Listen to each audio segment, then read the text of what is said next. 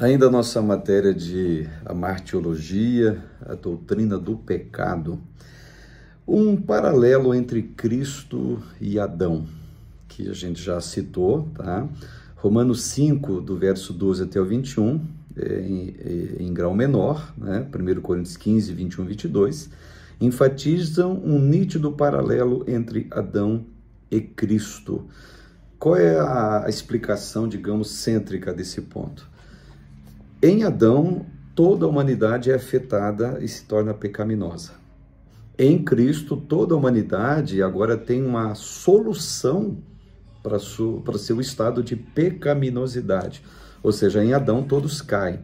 Em Cristo todos são soerguidos da condição de pecadores. Agora se obtém a salvação, evidentemente, aqueles que aceitarem a obra e a oferta salvífica da cruz do Calvário. Um ponto aqui que alguém pode citar, mas nem todos são iguais a Adão. Em que sentido? Nem todos vão lá naquela árvore comer aquela fruta.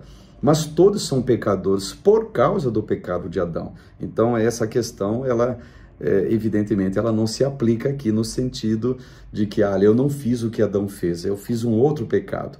Mas, por causa do pecado de Adão, é que eu também estou pecando e não importa qual tipo de pecado você se comete. Em Adão, todos se tornam pecaminosos. E Cristo, evidentemente, que ele tem a sua impecabilidade, por isso que ele é o único que pode trazer a salvação a todos que o aceitarem a obra daquilo que Cristo fez na cruz, tá certo? Uma análise rápida também sobre a questão do pecado original, um conceito judaico, até inclusive desse ponto. 3 correntes principais são identificadas no judaísmo nessa questão do pecado original. A teoria predominante é a das 2 naturezas, a boa, Yatzer, e a má, Yatzerá. São 2 conceitos, digamos, hebraicos. Os rabinos debatiam sobre a idade em que esses impulsos se manifestam e se o impulso mal é realmente iniquidade ou apenas um instinto natural do ser humano. Seja como for, os maus são controlados pelo impulso mal, ao passo que os bons controlam o impulso mal. Então, esse conceito está dentro do judaísmo.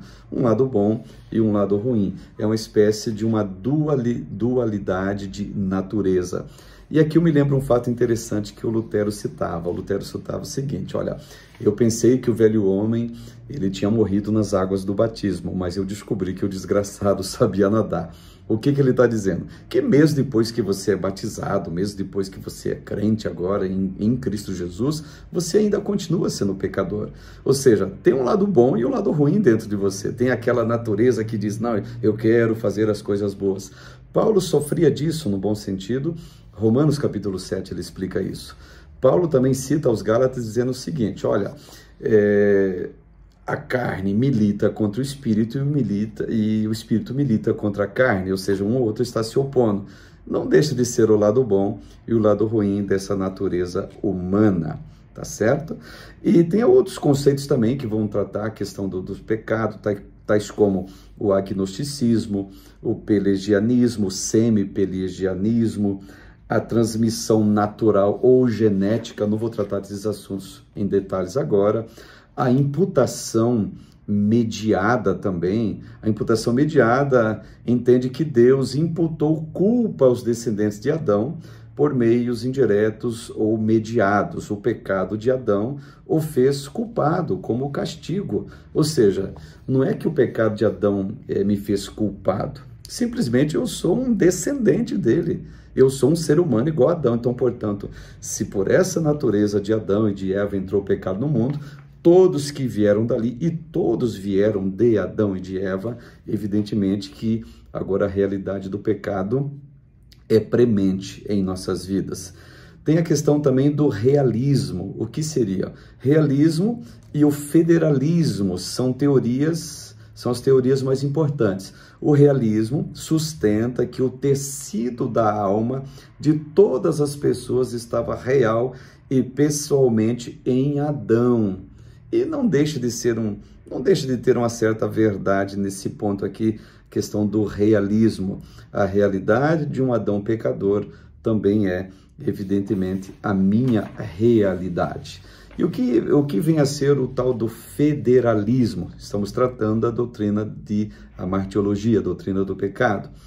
A teoria federal da transmissão sustenta que a corrupção e a culpa se estendem a toda a humanidade, porque Adão era a cabeça da raça no sentido representativo, governamental ou federal quando ele pecou. Aqui também tem uma realidade, conforme Paulo vai citar em Romanos capítulo 5, em Adão todos pecaram, em Cristo todos têm possibilidade de serem salvos. Uma teoria integrada, o que vem a ser isso? Várias das teorias acima, ou que a gente já citou, tá? Combinadas para formar uma abordagem integrada, resultando numa teoria que faz distinção entre a pessoa individual e a natureza pecaminosa da carne. Quando Adão pecou, separou-se de Deus. Evidentemente que isso aconteceu. A Bíblia diz que, bem assim, o dia que você pecar, certamente morrerás. E observe, Adão comeu do fruto, ele não caiu morto no chão. Esse morrer aí é o ato de ser agora separado de Deus. E o que faz separação da humanidade pecadora a Deus, evidentemente que é o pecado. O pecado, então, ele tem o poder de afastar, o poder de alienar. E Cristo, o que é a morte de Cristo? É uma aproximação, é uma ponte de ligação, é uma mão estendida. Por isso que para ser perdoado, para ser salvo, é só na pessoa de Cristo, conforme cita o apóstolo Paulo. Há um só Deus e um só mediador entre Deus e os homens, Jesus Cristo, homem. É essa ideia que Paulo aplica no sentido de que a única chance, a única ligação que nos faz agora aceitos a Deus é através da pessoa de Jesus. Existência e definições do pecado. E, de fato, a existência e o pecado se definindo, a martiologia, é a questão, a martiologia, é simplesmente errar o alvo. Então, como que o pecado se define de uma maneira clássica? É o ato do ser humano agora estar errando o alvo. O ser humano, ele nasceu para agradar a Deus, para adorar a Deus. Até gosto muito da palavra homem na língua grega. Significa antrofos. E o que é interessante, gente? Antrofos significa aquele que está olhando para cima. O que é isso? O homem foi feito em posição de adorador. Só que o pecado vem e danifica, estraga, dilui, acaba com essa questão de um homem que é agora criado e foi criado para adorar a Deus. Características do pecado. Muitas das facetas do pecado estão refletidas em algumas características que eu vou citar para vocês. O pecado, ele é incredulidade, tá certo? O pecado é a alta exaltação do ser humano, tá certo? Então, o pecado, ele provém do pai da mentira, que no caso é o diabo.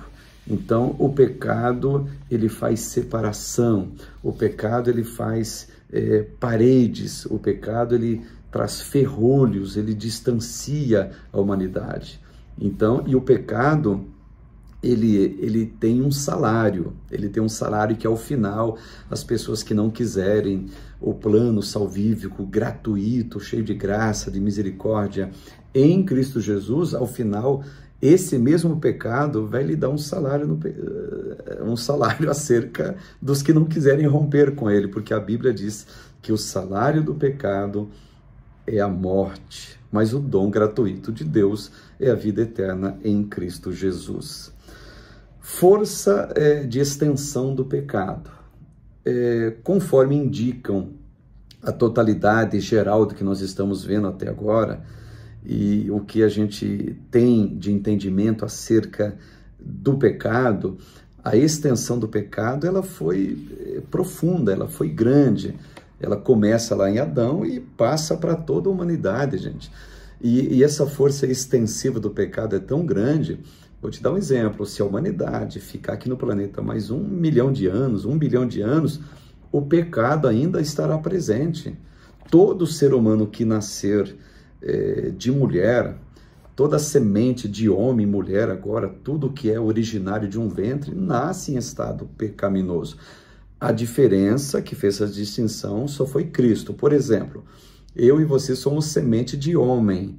Agora, a Bíblia só deixa claro o seguinte, que Jesus é semente de mulher. Ou seja, não houve a junção do esperma humano e do óvulo feminino, esperma do homem, óvulo da mulher, para trazer Jesus ao planeta. Isso acontece com você, isso acontece comigo, com qualquer ser humano que nascer agora. Jesus não. Óvulo da mulher, sombra do Espírito Santo, que vamos colocar aqui, fecunda essa mulher, no caso Maria, e Jesus nasce sem nenhum pecado. Enquanto Deus, Jesus só tinha pai, ou só tem pai. Enquanto homem, ele só tinha mãe. José não era o pai enquanto fecundante de Jesus Cristo, evidentemente. Por isso que Jesus nasce puro, imaculado e sem nenhum pecado. Então, a extensão do pecado, ela não atinge tão unicamente a pessoa de Cristo Jesus. E os demais, todos foram atingidos, todos chegaram, digamos, a essa condição, digamos, irremediável de serem pecadores. E o único remédio, a única saída, a única salvação para isso, evidentemente, é a pessoa de Jesus. Eu não citei ainda a questão de pecado de criança. Observe, todas as crianças nascem em pecado? Evidentemente, o pecado natural, que é o mesmo pecado original, é intrínseco a todo ser humano que nasce. O bebezinho de 2 dias, de 1 dia, ele é pecador enquanto pecado original. Agora, um dado aqui interessante que eu preciso citar para vocês. O pecado original, ele não leva ninguém para o inferno. Em que sentido eu aplico? A criança nasceu, morreu logo em seguida, não chegou ao pleno conhecimento do que é bem e mal. É aquilo que é citado no livro de Jonas, que o povo lá de Nínive, ele não sabia discernir o que era mão direita e o que era mão esquerda. Ou seja, eles não eram responsáveis naquele momento, naquela metáfora ali, por suas ações. Uma criança, quando nasce, é a mesma coisa. É por isso que eu não acredito e nem recomendo, evidentemente, o pedobatismo. Vamos batizar crianças. Batismo nada mais uma imersão em águas, onde você está confessando que a tua velha natureza está morrendo e você está nascendo com uma nova natureza. Ali é uma metáfora, evidentemente, porque mesmo que é batizado, continua pecando. Mas ali é o seguinte, uma criança, para confessar isso, qual é a condição que ela tem? Um bebê tem? Nenhuma, zero. Então, portanto, a pessoa só é condenada, a pessoa só se perde quando ela cresce, ela tem conhecimento intelectual do que é pecado, do que é erro, do que é transgressão, do que é iniquidade, para que esses pecados sejam a elas imputadas. Então, a criança não tem pecado imputado quando ela nasce. Evidentemente, ela vai crescendo, ela vai tendo entendimento do que é isto. Então, nesse sentido, todas as crianças, se nascerem agora, vou dar só um exemplo bem pesado aqui, nascerem agora e já perderem em seguida suas vidas, nasceram pecadores, pecado original? Sim. Pecado natural a elas? Sim, evidentemente. Só que elas não são condenadas e nem perdidas pela questão do pecado original. E citando um pouco também o pecado imperdoável, tá? É melhor definido como a rejeição deliberada e derradeira da obra especial do Espírito Santo. Lembrando que o pecado imperdoável ele aparece em passagens bíblicas, no Evangelho de Mateus, Evangelho de Marcos em especial, aquele momento em que Jesus está expulsando demônios e a classe religiosa acusa Jesus de estar expulsando demônios pelo poder de Beelzebu. E eles sabiam que Jesus não tinha nada a ver com Beelzebu, gente. Agora observe, ali naquele momento, como que Jesus aplica o pecado imperdoável? Onde o sangue de Jesus não alcança, pessoal. Olha só como é pesado isso.